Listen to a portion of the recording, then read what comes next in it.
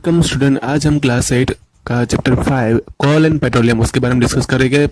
Part 1 में हम सिर्फ कॉल के बारे में डिस्कस करेंगे और पार्ट 2 में हम पेट्रोलियम के बारे में डिस्कस करेंगे। ओके, तो डायरेक्टली हम ये चैप्टर स्टार्ट करते हैं। उसमें पहली स्लाइड में आ रहा है क्लासिफिकेशन ऑफ रिसोर्सेज।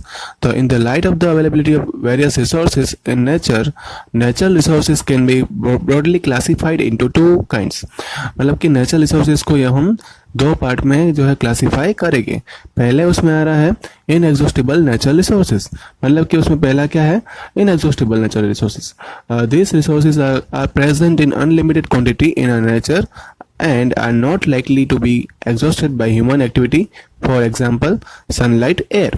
मतलब कि ये ऐसे रिसोर्सेज है जो अनलिमिटेड क्वांटिटी में नेचर में प्रेजेंट है और ये कोई भी ह्यूमन एक्टिविटी से खत्म होने वाले नहीं है, जैसे कि एग्जांपल है सनलाइट और एयर। दूसरी स्लाइड में आ रहा है exhaustible natural resources. The amount of this resources in nature is limited. They can be exhausted by human activity.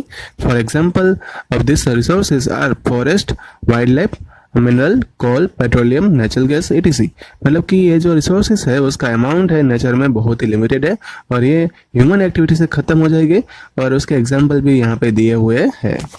Next slide में आ रहा है फॉसिल फ्यूल की डेफिनेशन जो है वो एक्टिविटी 2 का ऑब्जर्वेशन से हमें मिलेगी। मतलब कि जो एक्टिविटी 2 जो बुक की अंदर जो दी हुई है उसमें हमें देखा कि सम एग्जॉस्टिबल नेचुरल रिसोर्सेज जो coal and petroleum and natural gas वो तो है ही, this were formed from the dead and remain of living organism.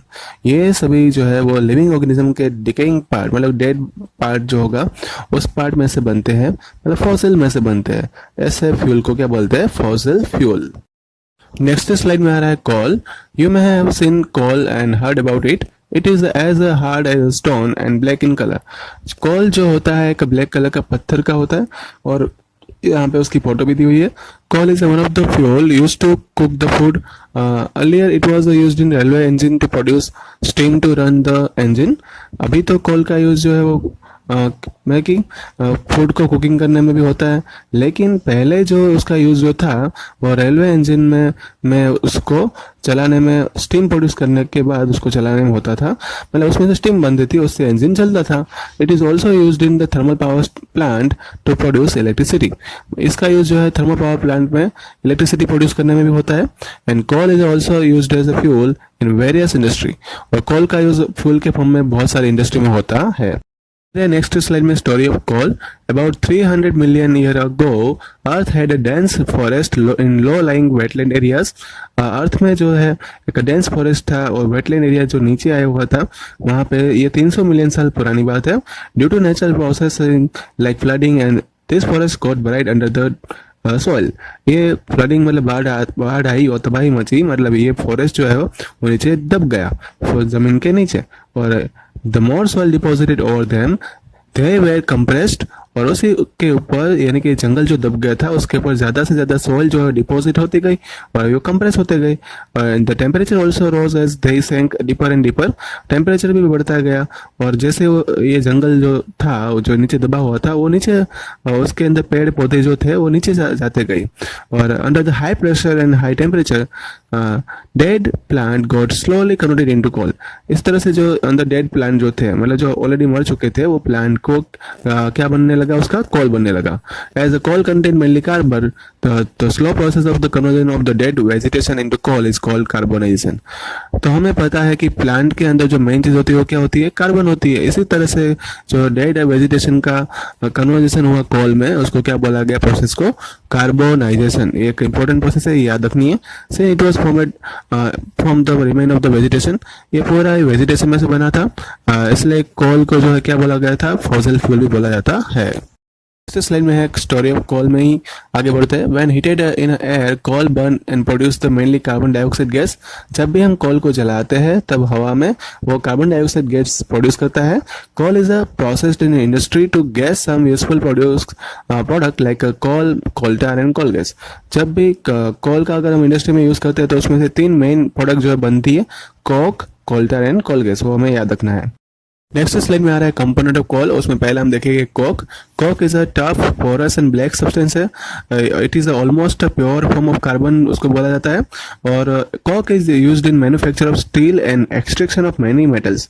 मतलब कि बहुत सारी मेटल्स का मैन्युफैक्चरिंग करने में, उसको एक्सट्रैक्शन करने में, और स्टील का भी मैन्युफैक्चरिंग करने में कोक का यूज होता है। और यहाँ पे मैंने उसकी पिक्चर भी दी हुई है। नेक्स्ट स्लाइड में आ रहा है कोल्टार। कोल्टार जो है इंडस्ट्री के अंदर synthetic dyes, drugs, explosive, perfume, plastic paint, photographic material, roofing material, ये सब कुछ बनाने में इसका यूज होता है। और नेफ्थेलिन बॉल जो है वो मौत को रिपेल करता है, इसलिए दूसरे इंसेक्ट को रिपेल करता है, इसलिए उसका यूज जैसे नेफ्थेलिन बॉल को ऑब्टेन करने में भी कोल्टार का यूज होता है। और आजकल जो है बिटुमेन जो है पेट्रोलियम प्रोडक्ट है, वो कोल्टार की जगह पे मेटालिक रोड बनाने में उसका उपयोग होता है। नेक्स्ट स्लाइड में आ रहा है कंपोनेंट ऑफ कॉल में तीसरा coal gas. Coal gas is obtain during the process of coal to get coke. मतलब कि कॉक जो है उसके ऊपर प्रोसेस करके कॉल गैस जो ऑब्टेन किया जाता है। कॉल गैस का जो यूज बताया हुआ है कि it is used as a fuel in a many industry situated near the coal processing plant. This less bitumen petroleum product is used in place of coal tar for metallic the road। आजकल जो है तो हमने आगे की slide में भी देखा था कि कोल टार का जो प्लेस बदल चुका है, अभी बिटुमेन यूज हो रहा है। कोल गैस का यूज जो है वो यहाँ पे एक हिस्ट्री के अंदर जो हुआ था उसके बारे में बताया गया कि coal gas was used for street lighting for the first time in London in 1810 and New York in around 1820। मतलब कि लंदन के अंदर 1810 में सबसे पहले स्ट्रीट लाइट जो होती है उसके अंदर कोल गैस का यूज हुआ था, और न्यूयॉर्क के अंदर 1820 में हुआ था। अभी इसका यूज किया कहाँ पे है, तो nowadays it is used in as a source of heat rather than light। अभी इसका यूज जो है वो हीट के फॉर्म में उसका यूज ज़्यादा होता है, लाइट के अंदर कम होता है।